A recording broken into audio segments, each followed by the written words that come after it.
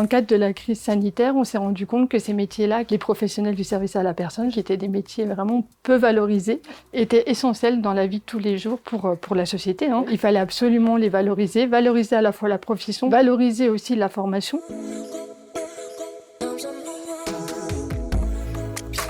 On a souhaité injecter de la réalité virtuelle dans nos parcours de formation. On voulait que ça soit profitable à un grand nombre de formations dans les métiers du service à la personne, le sanitaire et social et la santé. La réalité virtuelle, aujourd'hui, on la voit plus sur des gestes techniques type industriel, par exemple. Dans le métier du service à la personne, en tout cas du sanitaire et social au global, c'est pas là où on va innover le plus.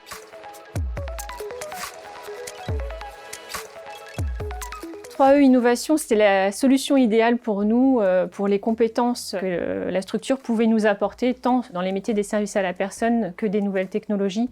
On a pu co-construire ensemble un projet en réalité virtuelle et collaborer de manière très intelligente et très intuitive. Nous avons travaillé avec Alagi de façon très complémentaire. On a collaboré sur la totalité du projet, qui a été financé quand même à travers le PIA avec les acteurs de la compétence, enseignement FFP et le Coacto, et puis le projet itinéraire compétences de la région Grand Est. Les valeurs qu'on partageait sur ce projet, c'était déjà de proposer un produit sur mesure qui répondait vraiment aux attentes des apprenants, des entreprises, des employeurs, des financeurs, de répondre à une cause sociétale. En pleine crise du Covid, on a pu travailler sur des scénarios qui répondaient aux attentes des employeurs et surtout à un besoin en personnel important dans ces métiers-là. Nous sommes dans un appartement pédagogique, service à la personne, tout en domotique. On a filmé la partie aide-au-transfert dans ces lieux, juste dernièrement.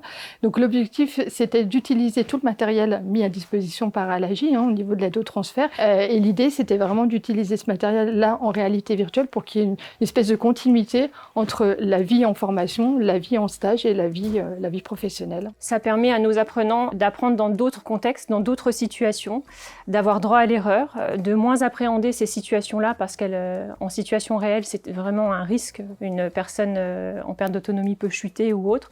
Donc ça les rassure, ils sont plus confiants et surtout, ils peuvent répéter le geste à l'infini. Le premier scénario, c'est la vidéo stéréoscopique 180 degrés qui permet justement cette immersion de voir les gestes techniques et d'avoir ce côté immersif sur ce plateau technique.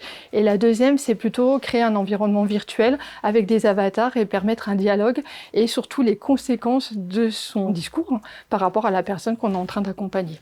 On peut implémenter n'importe quel scénario dedans. On a une autonomie, une liberté d'action qui nous permet aussi de continuer de collaborer ensemble et puis de faire évoluer tous les produits de formation d'Alagi.